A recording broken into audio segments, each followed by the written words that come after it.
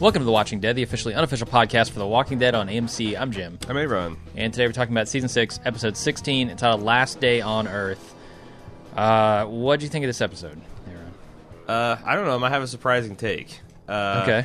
There is a lot of stupid bullshit in this episode, and a lot of kind of moralizing and whatnot, and they drug out the reveal of Negan way too long. But I actually found this episode surprisingly entertaining. I enjoyed watching it. I am not even close to quitting on The Walking Dead. But the what they did at the end is fucking defensible, man. Yeah, like, and what's I went to all the usual spots, the forums, Alan Sepinwall's comments, Reddit, and I'm not seeing many people defending this decision. Yeah, I just got done, well, most of the way done with compiling emails and sorting that all out, and the vast majority of the takes are like, what the fuck, this is bullshit. I don't There are some dissenters, but very few. Like, you perfectly cast and costume and actually do a very good job of boulderizing Negan's dialogue. Right. And Jeffrey Dean Morgan is awesome, and he's charismatic, and he hits all the right notes, and then you just willfully fuck up the ending. Like, I'm trying to think, it's impossible not to compare it to, like, Game of Thrones, and I'm not going to, even though it's been 3 fucking years, I'm not going to get into particular spoilers on that. But there are signature moments in that show, and say what you will about it, the rise and fall of the quality on Game of Thrones, they do tend to nail those moments. And the thought of them doing something like this, where you take a signature moment and you trying to turn it to, if you want a cliffhanger, just fade the black before Negan starts the meanie miny mo stuff. Mm-hmm. Like, to go ahead and do the savage beating of some mystery person from some I saw some people on Reddit say that the point of view made it feel like they're beating the audience up. Okay. You know, oh, look at him, take it like a champ. 17 million, you fuckers, going to be back next season. You know, it's gross, and I don't understand. I don't get it, man. I don't get it. I don't get cliffhangers. I guess, I don't know. It just doesn't do it for me anymore. Like it used to, I think. Yeah. In Lost, there were a lot of these kind of, like, what the hell is going on? Well, but that's a kind great of cliffhanger things. But like, sure, I'm over cliffhangers. Like, give me the emotional impact of something like a Game of Thrones, where we have feedback about this, and I might talk about it a little there, but that really works. So much of the Breaking Bad stuff works, and none of those are cliffhangers necessarily. Well, I've been saying this in the spoiler section. I'm not sure if we talked about it. It probably must be in the spoiler section, but all you guys that avoid spoilers can hear it now. A cliffhanger effectively shouldn't be, oh my god, what's going to happen? Some titanic event happens, and the cliffhanger is what is going to happen after. You know, what is going to be the reaction? You don't take the climax and put it to and here's another reason it's so disrespectful to fans, especially the hardcore fans, because this absolutely will get fucking leaked.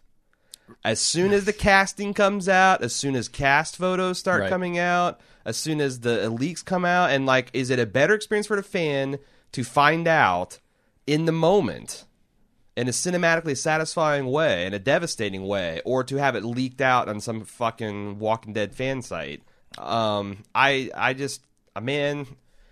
again, I'm not anywhere close to give up on the show because I felt the back half of the season was super entertaining.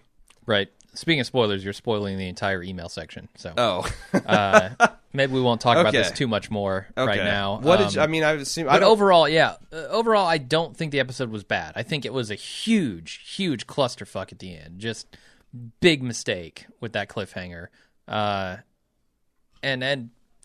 Okay, let's leave that. But the scene building up to it, I felt, personally, because I knew the spoilers going in and I knew what was going to happen there, I was waiting for it, and I wasn't like, oh, this is so suspenseful, like they're really doing a good job of making me wonder how this is all going to play out, because I already knew. And so for me, it was hard to enjoy that scene without going, come on, get to the point. Like, you've been talking about Pee-Pee Pants City for a half hour now.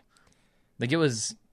I felt like that tension... 10-minute scene. I felt that tension was fine. I felt like the endless roadblocks starts to... I think it's better if you're unspoiled, though. Like, that scene okay. is more suspenseful and more interesting if you're not spoiled with what's going on. I'm just saying, other side of the coin, I was digging it. I was having no problems. I felt like the pacing was great. Like, I felt like the big problems were, arriving there structurally. There's too many fucking roadblocks. There's too many people in that circle. Like... I don't think we needed every main cast member to be on their knees in front of Negan. And that made and he had to give everybody a little bit of attention, and I'm like, it really should have been like half a dozen people there and beat the holy hell out of one of them. And then we see everyone's reactions to it. And then what? And I don't know how much of this was because they couldn't film what they needed to film. Like it was just too disgusting or gross. But I saw Carol pull a zombie's face off. Yeah, I've seen people be beat to death with bats in this show before. I've seen Rick tear a guy's throat out. I don't get it, man. No, they're doing. I'm going back. I'm going back and spoiling the feedback again. Yeah, we have a lot of stuff to talk about in feedback. I want to wait mostly until we get there. But I'm with you. I think the pacing wasn't bad. Kind of splitting it up between Morgan and Carol and Rick and company on the road was a good idea. That made it feel like, instead of them having endless conversations about morality and bullshit we've heard 1,000 times while driving from roadblock to roadblock, we got to go off on this little road trip with Carol and Morgan. Yeah, where they broke up the monotony of it. Yeah, but unfortunately, most of their dialogue was just Carol saying, "Did you read my letter? Here, let me state it in its entirety again." Are you not getting it? Yeah, no, it's... But I've also felt like, aside from the dialogue there, I thought what they were doing was kind of interesting. Yeah. I don't know. The idea that Morgan has to kill now to protect the people he loves, and he's kind of...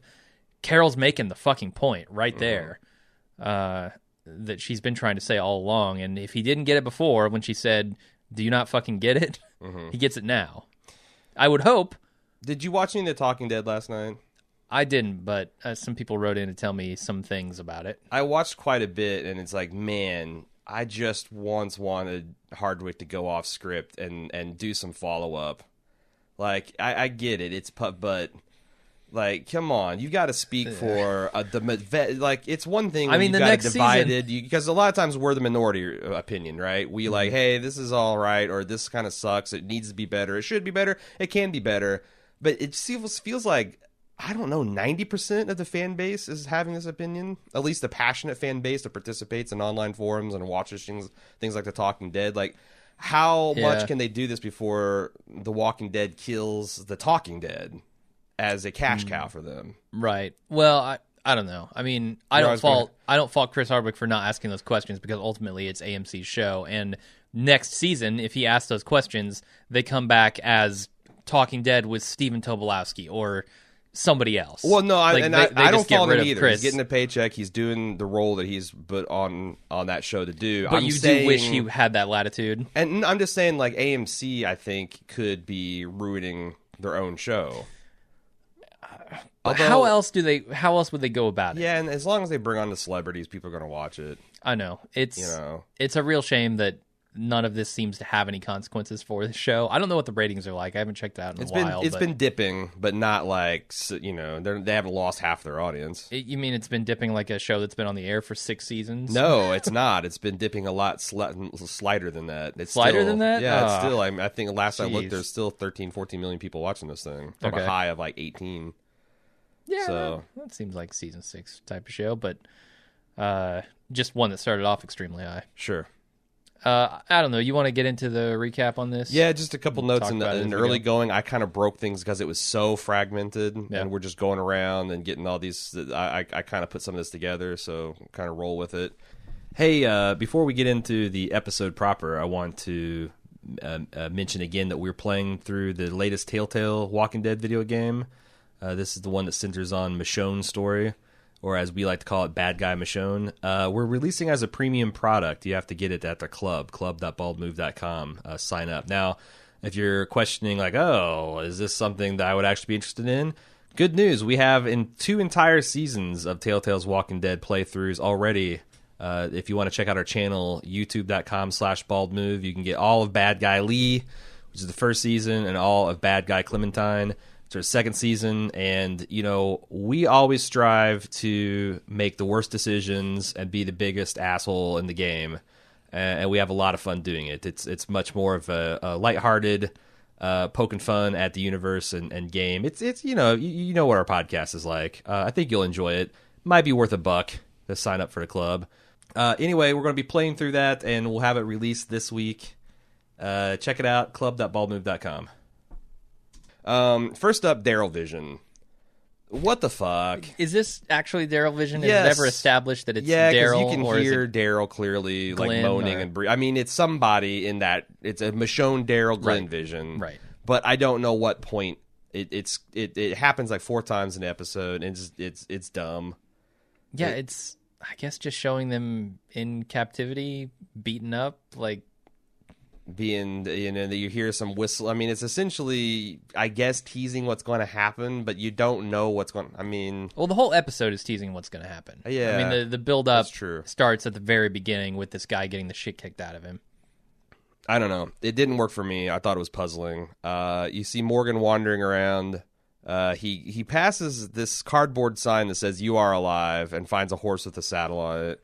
Probably what the dude in the armor was looking for last episode. And then tells the horse he's alive. Who She's wrote alive, that I sign? I don't know. They used the standard Walking Dead. You draw shit on signs font. Mm-hmm. I don't get it. I feel like they're doing maybe like a Splinter Cell type of thing where they just kind of write the chapter names on a wall somewhere or like in the sky. Sure. Like maybe that's Morgan, just "You are alive." Sure, yeah. It's not really there. We have a man with a rosary from the sole survivor from the Carol ambush, following horse tracks, which that really muddles. Like, I don't know, why is he following horse tracks? And Does how does that that imply lead into Carol? Does that imply that Morgan got ahead of him somehow, even though he was way behind? Wasn't it the dude in the armor that we see later? Weren't That's they both true. on horses? Didn't Maybe he like they're- lose his horse? Maybe he's tracking them, but But how does that lead him to Carol? Well, they're going in the same place. Like, They I thought are? he would. I'm just saying coincidentally. I don't. I got don't feel like that massive- lines up because Carol would have to be in between You're right. the horse guy and Rick and Morgan, and they meet in the middle somewhere. You're right. Carol should be at one of those points along the trail. Honestly, I have a lot of questions about this guy, this rosary guy, as we go along. I'm not ready to get there yet. Carol, yes, not Carol. Carl is getting all geared up to go escort Maggie to the hilltop. They're all going to pile in an RV and go. Enid, who has now got religion about Alexandria and keeping everyone safe, wants to go with.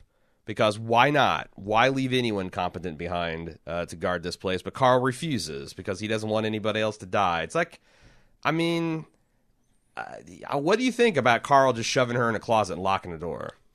I just wonder when she's going to stop caring about him because he's treating her like shit at every turn. Yeah, I kind of thought we were out there a couple episodes back. Yeah, when they were out by the stumps or whatever. But man, I don't know that you take any woman, much less one like Enid, and lock her in a closet and be like, this is what's good for you. Right. I know what's good for you. Right. And that goes well.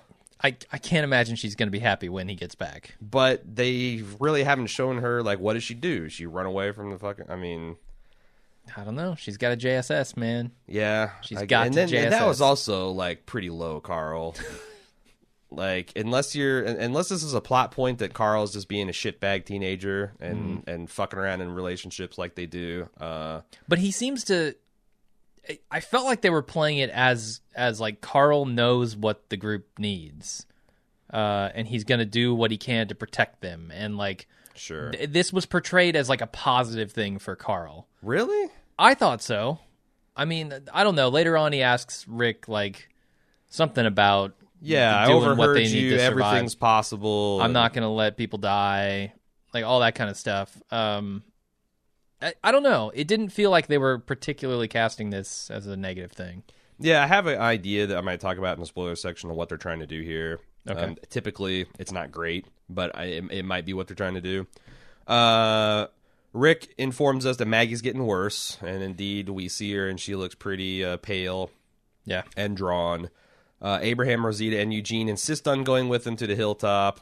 Rick tries to talk Eugene out of it, but he will not be Shine. He'll be their anchor man. Yes, he will. He just, like I said last night, he just starts quoting country music lyrics to him. And Rick has got this exasperated, like, how did I lose control of Eugene? Yeah. Like, Abraham, okay, I expected I'm not ever going to be able to take that bull by the horns and control him. But fucking Eugene, I can't cow or order him around. What the hell? Give him an inch, he takes a country mile. 23 of them, to be exact. Aaron then steps up.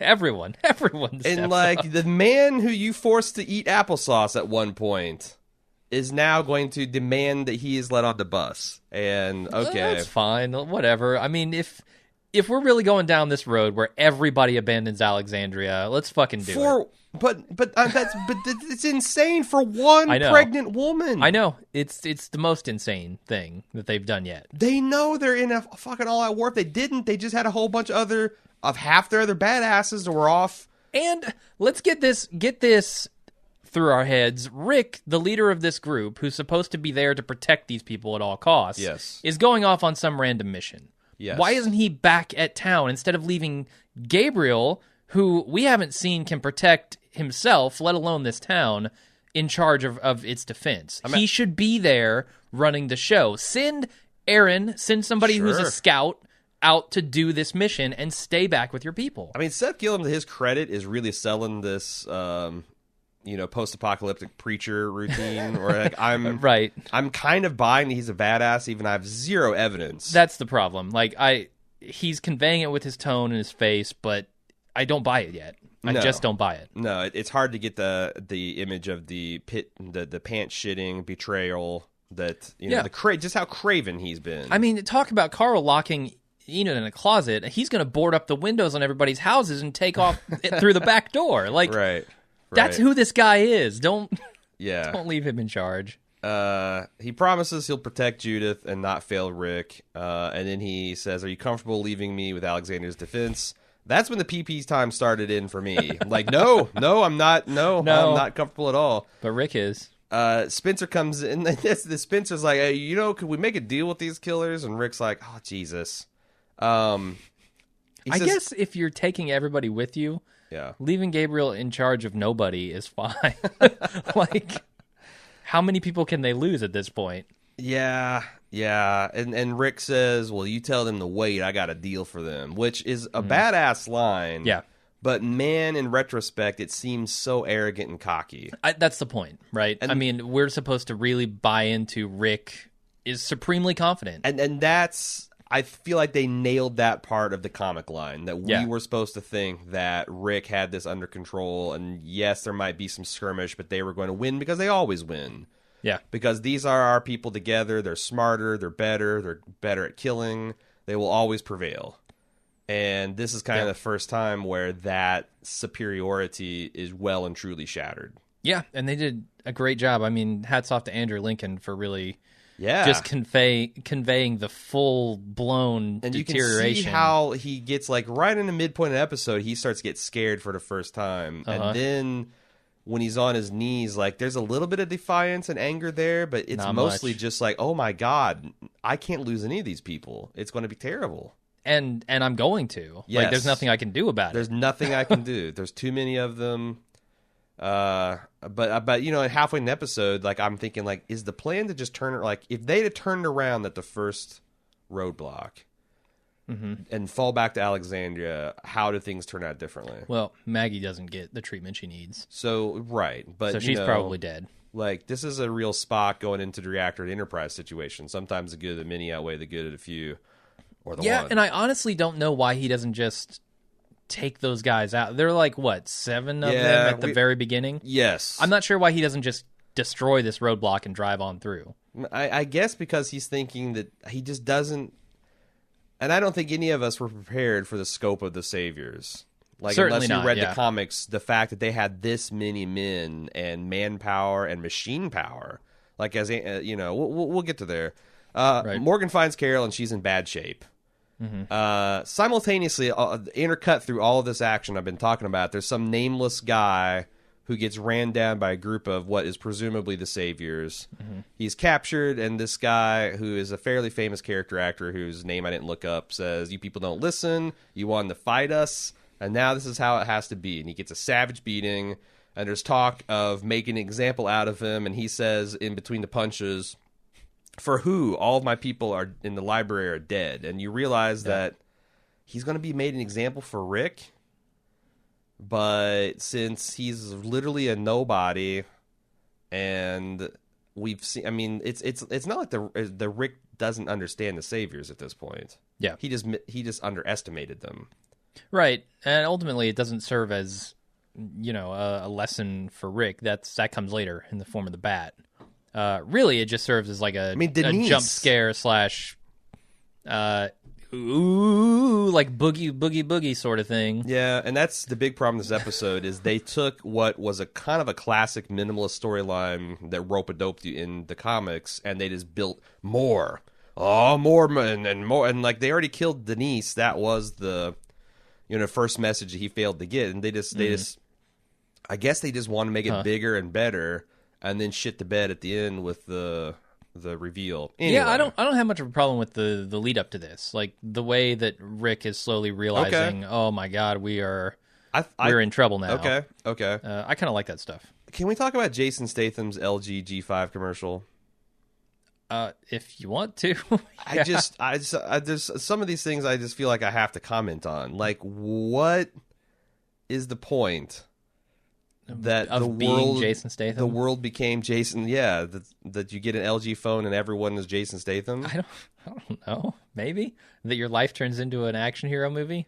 I mean, old woman Jason Statham, young woman Jason Statham riding a motorcycle. Yep. Jason. It was crazy. They're selling a lifestyle.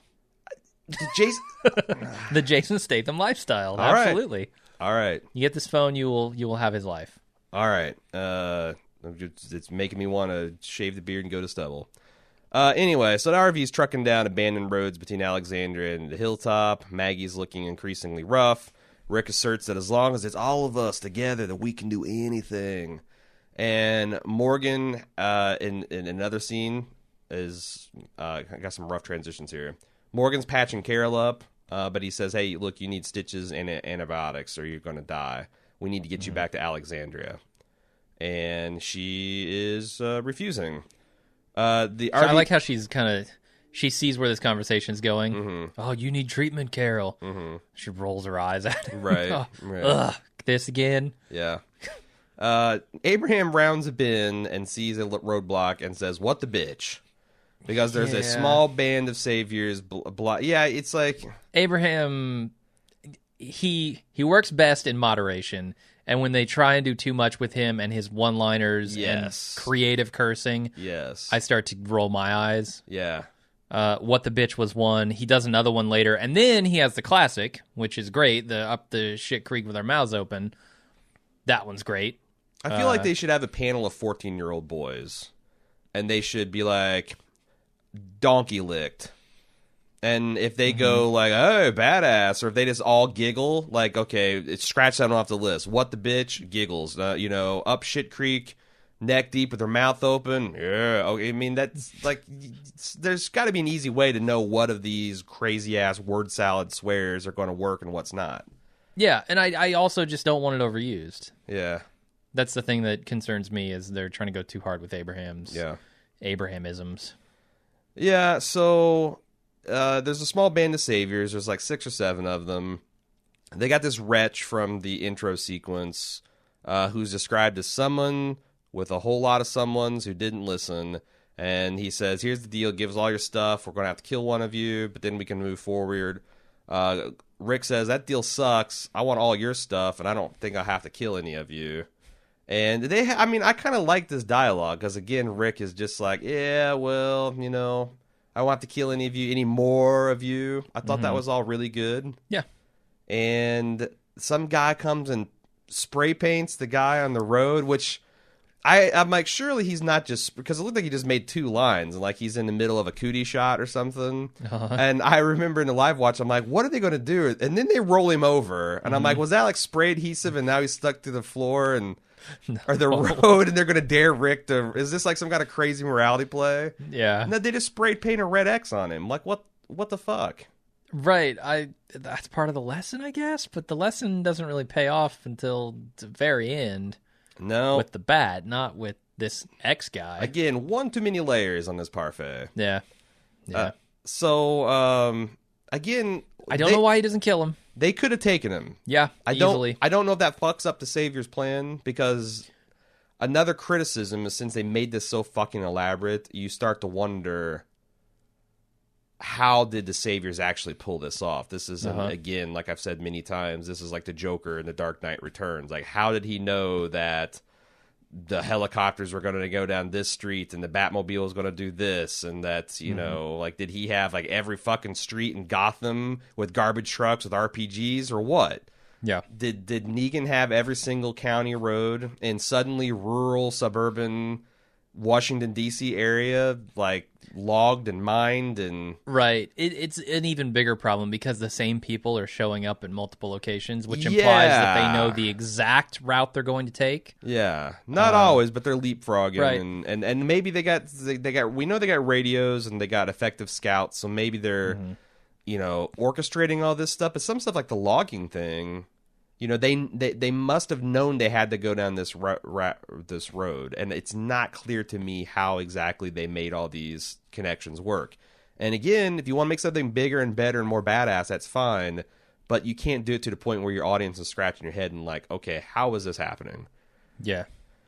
Okay, there's also a nice line about, you know, hey, do you want this to be the last day on Earth? And the other guy responds, hey, that's a good point. Maybe you should be extra nice to those people in the RV, which is kind of chilling, and it gets progressively more chilling as he continues to bring that up throughout the episode. More Daryl vision. Yeah, do you think that line about being nice to specifically the people in the RV is any kind of indication as to who got the bat at the end? Does it need to be one of the people in the RV? Is that what they're hinting at? Or no, this could it be this anyone? Is cold-blooded smack. Okay. Yeah. I'm with you. So, Rick and company are planning an alternate route through a golf course, which I wish we could have seen. I would have loved to see the RV driving through a golf course. Yeah. That'd be fun. Watch out for the sand dunes. But it's frustrating because I guess you can argue that this serves a plot point of Rick continuing to be like, oh, well, we're going to outfox them. And they're just so confident, and Eugene's talking on his pseudo-military bullshit, and like, all right, they're going to rock. And I also like how nonchalant they are about the walker outside. Like, that's just, the walker slap. I mean, that would have been a reason to shit your pants in season 2, and this is just like a nuisance. Yeah. Like, yeah, whatever. He'll slap the sides. We'll drive off when we're ready. Morgan explains to Carol that it's not just me that came to get you, Rick. And there's this kind of muddied explanation of, like, other people came too. But then he says, but they didn't come. They left before you got the letter. And I'm like, I don't understand what kind of point you're trying to make. Like, was he trying to point out to, like, hey, only a few people know about this. You can come back and it won't be embarrassing. I don't know if that's what she's worried about at well, this but point, that's right? what she said. She came back with, do you think I'm being dramatic? Like, this is something I'm doing as a cry for attention or help? Right. So it implies that that's what he was trying to do. I guess, yeah. He's just not... It is weird. The way he's talking to her is patronizing, right? It's like... Sure. I'm going to tell you, oh, you need help and you should come back. And like, look, dude, I've made up my fucking mind. You think I did this without thinking about it? I mean, this goes back to Dale trying to, bully / convince Andrea to not commit suicide at the... Right. At the... what was that? The disease control? CDC, yeah. And the other thing that's really frustrating is that it's literally word for word her fucking note. She recites her dialogue, yet it's all the same beats. Yeah, if you care about people, you will kill. And that's something that Morgan doesn't seem to have gotten through his head. I hope by the end of this episode, when he's forced to kill for the people he cares about, that he will understand what the hell she's talking about. Because if not, that plotline is dead to me. Well, this plot's already dead to me because it doesn't make sense to have. I mean, Okay, it's been borderline for me, but okay, no more moralizing. Right. He needs to understand the point she's making. but it's just super frustrating because, and they do lampshade it by having Carol be exasperated. Like, do you Yes. really not get it? But again, Morgan's read the letter. Yeah. Carol read the letter to a voiceover in us. The 2 episodes ago, last episode, they all discussed the contents of the letter. And now this episode, they read it again. Like, Jesus Christ, man. Are they getting paid by the word on this shit? Yeah. 90-minute episode, Jim. So Abraham in the RV asks Sasha if she thinks they can make a baby. And, you know. They're one day into a fucking relationship here, and he's talking about kids? They have a sick and dying pregnant woman in an RV, and they're talking about kids? So 20th century Aaron. There's fucking roadblocks blocking them from saving the sick and dying pregnant woman, and they're talking about fucking kids? No. 21st century Aaron, living in the real world is like, pump the brakes, kid. But this is a theme for Abraham that he wants it all. I know. And he's not going to wait till tomorrow because tomorrow might not come. But Sasha needs to give him more like the what the fuck dude eyes or something. I don't know. Maybe I don't have any single problem with this because I can see 2 people freshly in love in a zombie apocalypse acting this way. And that she would find that kind of refreshing that someone's just willing to like, fuck it, YOLO, go for it. Instead of being afraid to live, to just live. Right. That's actually going back to a theme with her for going on 2 seasons. Uh-huh. And I'm not saying this is bad writing necessarily. What I'm saying is, Jesus, Abraham, you're just really going all out here, aren't you? Yeah. So as they're talking about the physical act of love and the inevitable consequences if you keep at it enough, they run into another larger roadblock.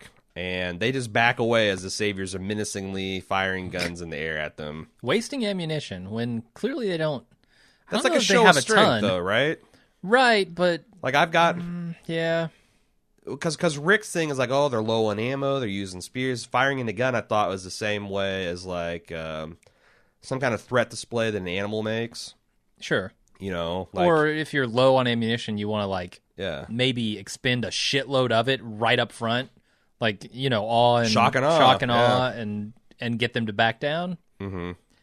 But yeah, it was effectively intimidating. This whole cat and mouse game I thought was pretty intimidating. Yep. Morgan's wandering and he finds a man who Carol previously mentioned there was a tricky to get at zombie that she just left alone. He will not leave well enough alone, so he climbs up to this antenna tower. It's kind of neat. Guy had hung himself. I did have a question. Walkers too, which was cool. I did have questions about what kind of person commits suicide, because he's a fresh corpse this far into the zombie apocalypse. And then I started realizing that, no, this is something I realized on the second watch that this all takes place at the library, where the man from the run, so the saviors, he didn't hang himself, right. The saviors strung him up. I think so. And like kind of, and I feel like they also alluded to that there's the guy that fired the first shot that was his punishment. They gibbeted him, and then they rebelled, and then there's this big war, and when you see later scenes, there's like multiple people lined up like they were shot execution style. Kind of cool that you're left to put this pieces of the universe together. Yeah, I always like when they do that. You're left wondering, okay, how do I piece this scenario together? They did that at the country club pretty effectively with Daryl and Beth, I thought. Yeah. They do pretty well when they don't say as much and they just kind of show you the aftermath of something. And I'm not sure if it's this scene or the next because I kind of put it together, but Morgan comes back and finds that Carol has left the nest. She's pulled a Carl. She's locked him in the closet and taken off. That's right. She's like, fuck this, I'm out. Yep. The group is now a half tank and they're getting a little worried. And Abraham's worried because he now realizes those weren't the same people and they've got numbers. Like they've got 2-3 times the numbers that they have in their group. He still talks confident, but his face does say he's worried as they round the bend and there's this fucked up zombie Red Rover chain that the Saviors have formed. And Rick says they can't risk just ramming it with the RV because there's no Dale, there's no Glenn. Yeah, I guess I buy that. Yeah, I would feel like an RV would just plow right through that. I would think so, but you smash your I'm radiator. not certain about it, right?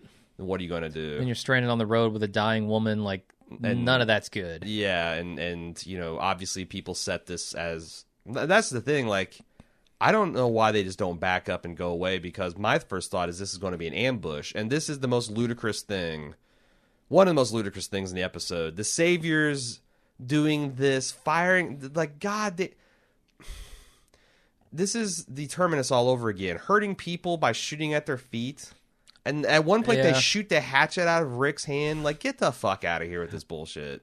It's remarkable that they didn't hit anyone. Yeah, no, I mean, full automatic at someone's feet, you're going to hit something. Yes. I can't believe no one got shot. No, and it's dumb, and I wish they would stop doing it. None of this shit happens in the comics, so whatever. I really love that walker with the rotted walker with the chain kind of pulling Woven through it, his skin. Yeah, ugh, that was disgusting. And I thought, I couldn't tell if that was like, so he rotted while he was in the chain, and the chain pulled through him from the force of the other walkers, or if that was like, because it looks like it goes mostly through his stomach, which is distended, and you can see that like maybe he got killed and he bloated up, and his stomach kind of pushed through the chain. Maybe a little of both.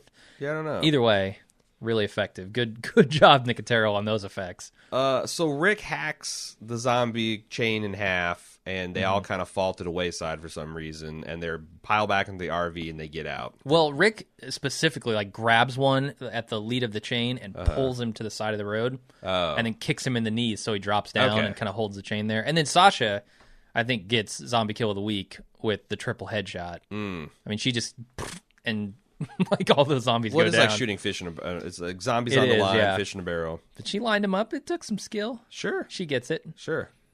No shooting at feet for her. No. Also, first time all season, a convincing dusk scene. Oh, we have a fully believable transition from day to night. I didn't know they could do it. But they did. I noticed Aaron looking through the scope of his gun while they're on the road. Yeah. Like 10 feet into the distance into the woods. I don't know what he's thinking there. Is that the world's least powerful scope? I don't know. Does he have it on backwards? And he's like trying to make they did do smaller? that in one of those seasons. Oh, God. They actually mounted a scope backwards. On purpose or accident? No, it had to be accidental. Okay. Like, just the prop guy fucked up. Anyway, Rick realizes, because of the ease, as he pulls the Princess Leia corollary, that this escape was too easy. Right. There's something afoot. And they're running out of gas. Maggie's running out of time, because now it's like she just keeps getting paler and sweatier, and she's running a fever. And Rick, for the very first time in a long time, is looking scared. And they hit roadblock number 4, where there's this huge 20, 30-man group with wreckage all piled up, and he tells Abraham to go back, and Abraham's like, where? Yeah. Time's running out for the group. Carol's creeping around in whatever library town she's at. She's closing dumpsters on zombies. Zombie chick jumps her. Carol grabs her hair and literally pulls her face right off the skull. Amazing. Just a great practical effect. It's one of those things that, like, very few times The Walking Dead can get the face out of me. It got the face out of me last night. And this Rosary guy jumps her. And my question is, why? Why is he doing this? He had a perfectly functional car. I said that last episode, that this better lead to something interesting. And he's just a fucking plot device. He's a plot device to get Morgan to shoot a motherfucker. Yeah, you're right. You're right. Because the smart thing to do when you're shot in the zombie apocalypse is, I don't know, go back to your town where you can get some healing. Yeah, especially now we know how large and well equipped this, and maybe report back that to Negan, the guy who, right.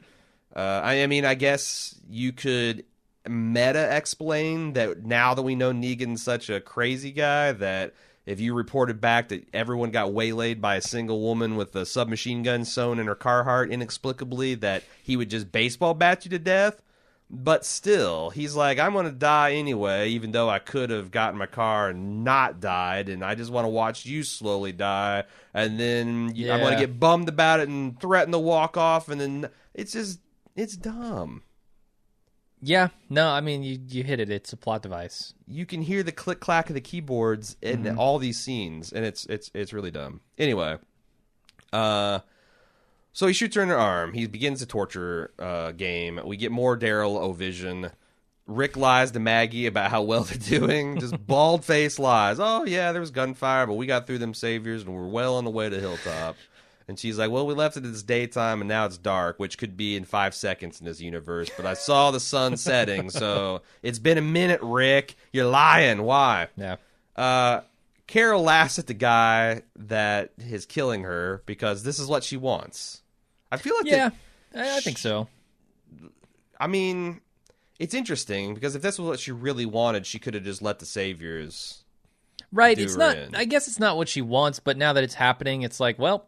It's happening. And also the saviors, I guess now that I think about it, they weren't going to kill her. They were going to do something with her. That's true. They were going to take her back and use her to get into Alexandria. Or, like... That's what they said Carol's anyway. fine with dying, but I don't think she wants to be raped. I don't think she wants to be used as a pawn in their fucking bullshit hostage games. Sure. So that kind of makes sense. Yeah, and ultimately it's the thing where she doesn't want to hurt the people that she loves, right? And she thinks that that's going to happen if she's taken back and used as a ransom. I also thought, I'm quick to praise Melissa McBride. You all know this. But I thought her weird performance while she's slowly bleeding out and dying was strange. Okay. Like, just this weird, croaky kind of sing-song, almost girly routine she was pulling. I didn't understand it. I didn't even notice it. Okay, well, then we'll move. So the guy, she argues like, well, fine, I'll be happy, and I'm smiling because I'm going to die, and I'll be checked out of this world. And so he gets disappointed and decides he's going to walk off for some reason. But then she goads him into coming back to finish the job because that's what she wants, and he fucking listens to her. But Morgan stops him with a gun, no less. Mm-hmm. And he tells him to drop the gun. The guy says no, goes to finish off Morgan. And I'll say this about Morgan. When he decides to kill, the man commits. Yeah, 5 shots. I mean, yeah. One of them a headshot. He definitely killed that man. Yes. No doubt about it. His life, not as sacred as Carol's, he finally decided. Right. So, I mean, this is where, his idea of I can't kill and the idea that Carol has of you have to kill at some point to save the people you love come right up against each other and bash heads. Do you think that this is... I don't feel like that's the thing. Like, I don't think this is an evolution. I think that this is what he would do if he knew that someone is going to die, he would kill to save their life. But as long as it's theoretical, and his definition of theoretical is a lot, loosier-goosier than mine is, but like... Unless there's a direct causality, like there's a guy with a finger on the trigger, gun to hit, I can kill then, but if it's like an easily envisioned consequence of my actions, who's to say? I can't think of a specific instance to refute that, but I think that's just headcanon you've got going. There's nothing on screen to show us that that's the case, right? You're right. In every opportunity he's had, he said, "All life is sacred." But there's never been this kind of ticking time bomb scenario where he had to act. It's always been he was off one-on-one with a group of saviors. Now you could easily argue that they're not saviors, wolves. Mm-hmm. You could easily argue that they kill him and they just run and go rampage and kill other people in the town, or he lets them go and just like it happened with Rick. We saw it. So I don't know. You're right. I'm probably trying to justify this in my head. And Carol says, would you just please let me go at this point? And we made jokes about, like, this is actually transcripts from Melissa McBride's contract renewal. Like, why are you doing this? Just let me go. 2 guys on horseback. Actually, 1 guy on horseback, 1 guy on foot. One of them we're left to believe, even though I didn't get a good look at his face last episode, is from the previous episode since he's familiar with Morgan and Morgan seems to recognize him. So, and, there's 1 guy on horseback here. Yes. I don't know why you'd put a guy on horseback, 1 on foot. That kind of slows you down. And that horse wasn't just running wild. He had, bridle and saddle. And Sure, and that's the same as the one Morgan found. So we're pretty sure this is a guy who ran away from the barn because he got jumped by Morgan and Rick a few episodes ago. Yep. And I think this is cool. Yeah.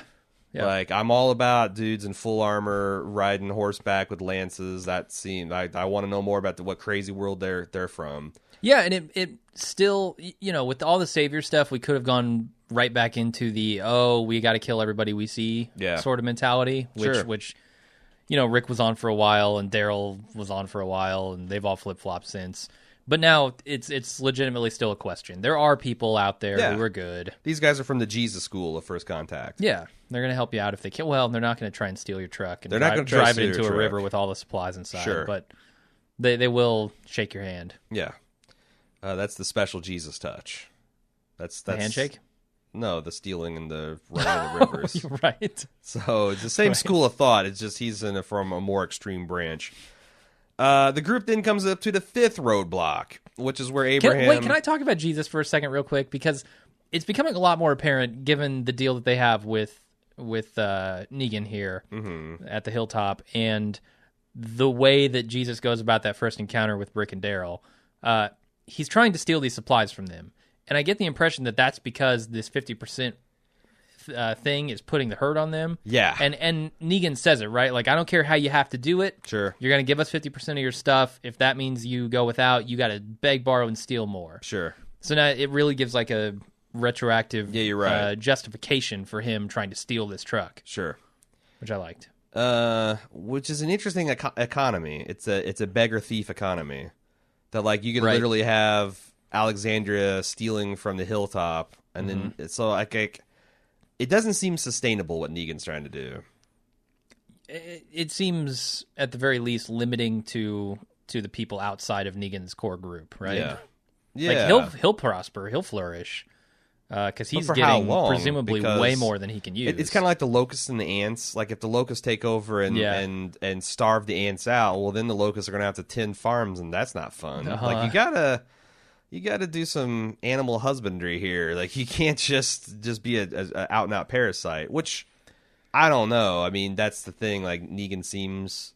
I got the impression that he's very smart, and that he wants to find that balance of pushing him to the breaking point, but not over there. Like he wants him weak and hungry and docile, but he doesn't want him dead. Right. I mean, this is like any boss trying to get more productivity out of their workers, right? Like put them in the situation where they need to produce just to preserve themselves, their jobs or their lives. I feel like that is a calculated thing that he's doing, not just like, well, 50% sounds like a good number. Let's take that. Yeah. And also, I feel like he plays fast and loose with that 50%. Like he gets to decide what the percent, like it's 50%. Gotcha. Yeah. It might be 2/3 of your stuff, but it's still 50% in Negan math. Okay. Well, that's the interesting thing, right? Like, so you take 50% of someone's stuff. Like if they're prosperous, that might not actually hurt the population all that much. Now, if they're just skirting by, taking 50% might kill 50% of the people in that community. Negan's a flat tax proponent. Right.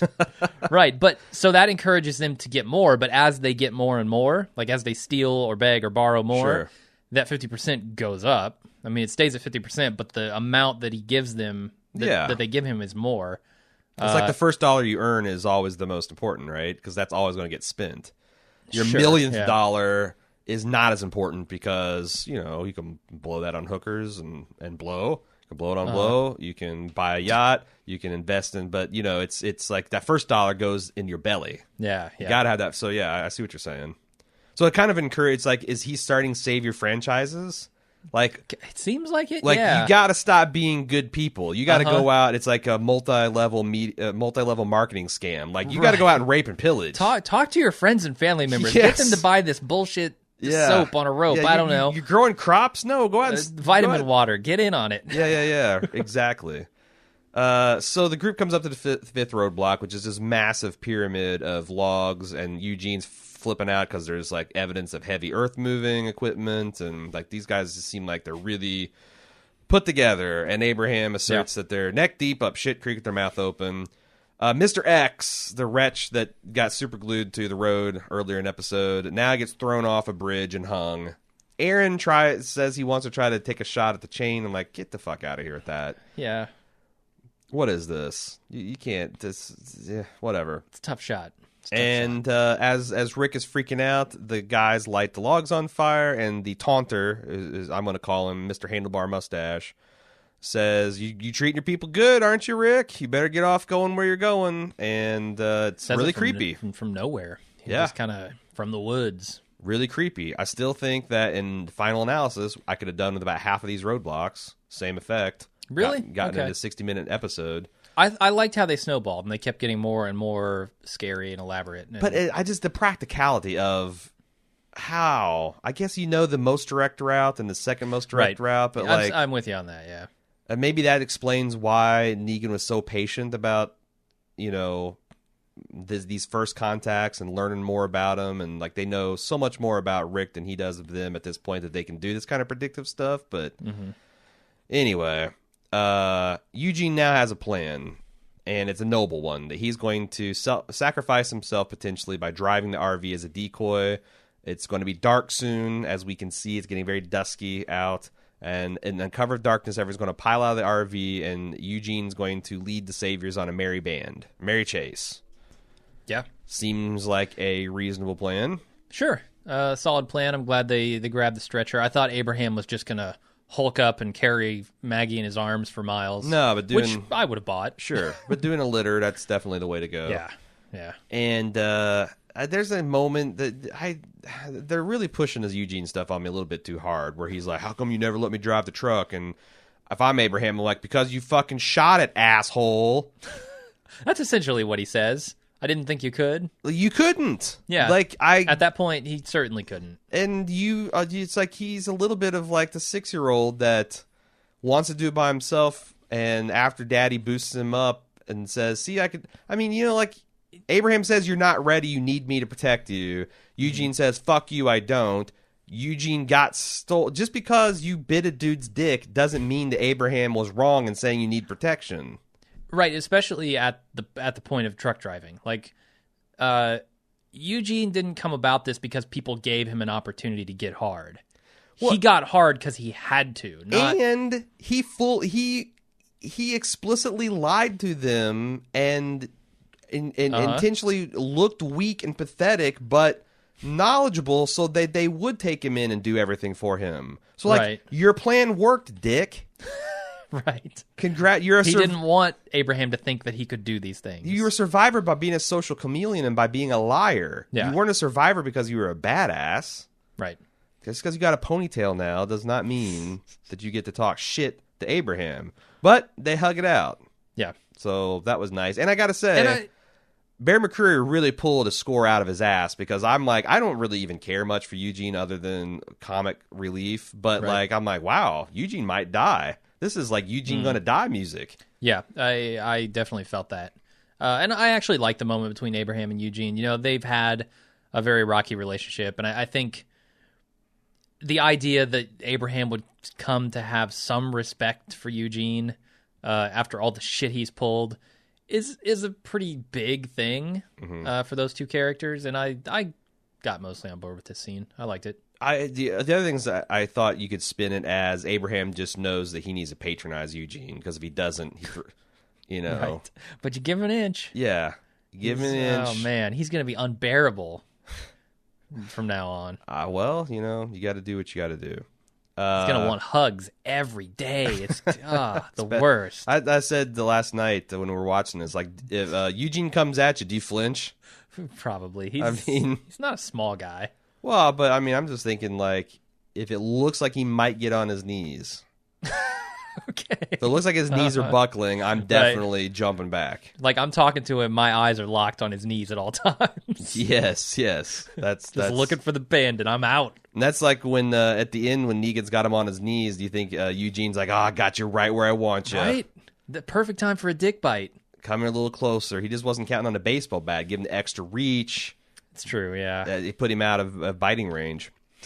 So, man, even Fear the Flying Dead episode was disappointing. It's all B-roll from season 1. Yeah.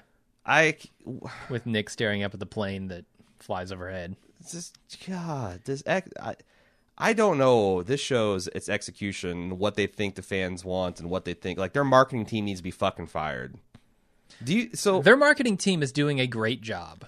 Their is sales the problem. team, no, their sales team's doing a great job. Their Their marketing team is shitting the bed. No, their marketing team is. We have some feedback on this. I don't want to get too far into Okay. it, but I think their marketing team is doing exactly what they want to do, which is get people talking about the show. Oh God, And that it is fucking working. As much as you want to say like the feedback is negative and we hate a lot of the shit they're doing. But every time I've seen this happen a million times, dude, that's burning the candle at both ends. I know. That is self-destructive because eventually people will realize they're having the same fucking conversation and move on. Right. I mean, you can see the trajectories of it, right? Like The Walking Dead has done this. It's gone on this bell curve where it shot up in the ratings through the mid seasons, and now it's getting on in years, and they're pulling this shenanigans with marketing, and it's dropping. Whereas you look at a show like Breaking Bad that just got bigger and bigger as it went, right? Yeah. Like that's because it was solidly written. I mean, Game of Thrones is not getting any fucking smaller. Sure. So It might. I'm curious about Game of Thrones actually this well, year. it hasn't happened yet. So. Hasn't happened yet. Let's see. So they're tromping through the woods. Here's the thing. They're not even tromping through the woods. They're tromping along another road. I realized that on a second watch because my first thought is like, how the hell did the Saviors drive the RV and get... But no, they're clearly in the middle of a road. Why do you... I know you're carrying a pregnant woman, but why don't you just take a beeline through the woods? Through the cover? It's the only safe route. As far as they know, right? Like, go through the woods. Yeah, look, the Savior, like, I get it that Eugene, do you really think that they're, like, watching the RV and setting up shop just moments before you arrive there? They've got all these roads blocked off, and even Eugene's smart enough to realize that there's no going back. Yeah. Because they've got all of our escape routes covered now, too. Mm-hmm. I just felt like it didn't go down like this in the comics, and I haven't read it in 3 years, but I do remember there wasn't these multiple... endless roadblock things. It was maybe one or two, but it made sense because the noose was tightened before. You didn't have to rely on the characters making stupid decisions to get them where you needed them to be. Whatever, they're there. Carl, in the middle of swearing to uphold his father's promise of being able to do anything, suddenly there's all this whistling. I thought the whistling was creepy and effective. Yeah. We see that they got the RV and they've got Eugene, and the taunter says, "Welcome to where you're going." Makes them get on their knees. He brings out their gimps, or in this case, Daryl, Michonne, and Glenn from some box. Mm-hmm. Glenn's horrified to see Maggie there. And after there's a brief power struggle of how you're going to lower Maggie to the ground, Abraham wants to do it himself.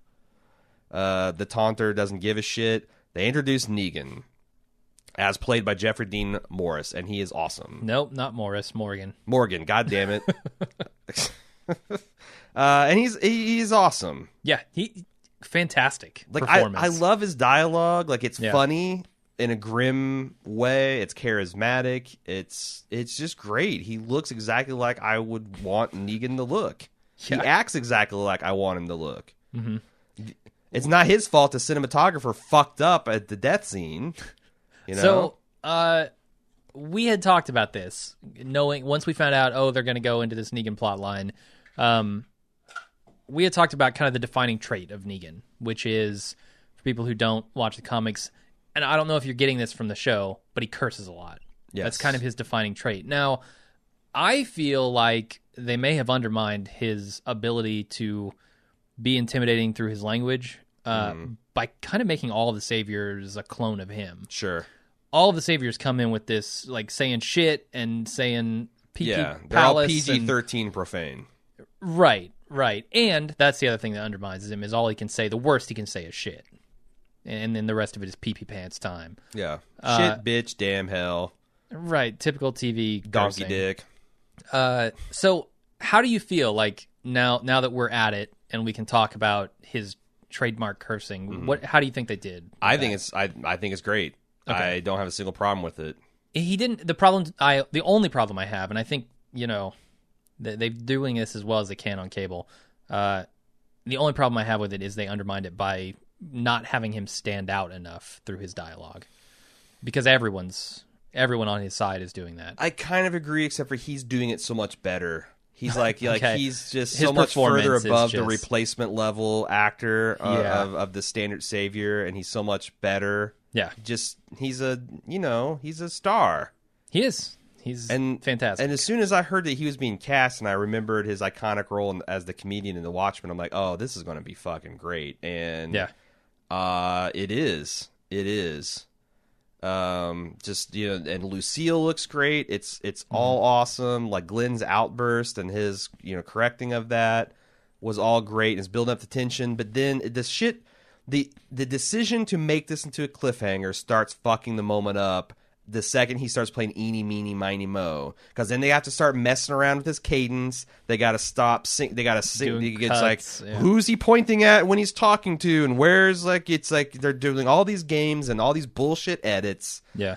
And then they go first person with the murder. And it's totally lets all the air out of the balloon that they've slowly been inflating over this last 90 minutes. And particularly the last 15. I was, despite myself, like, oh shit.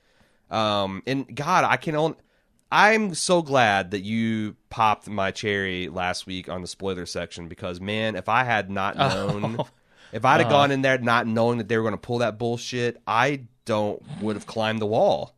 Okay. I'd have been so pissed off. Yeah. Like, I think if you listened to, or you saw the video, like, you got saw how pissed off I was just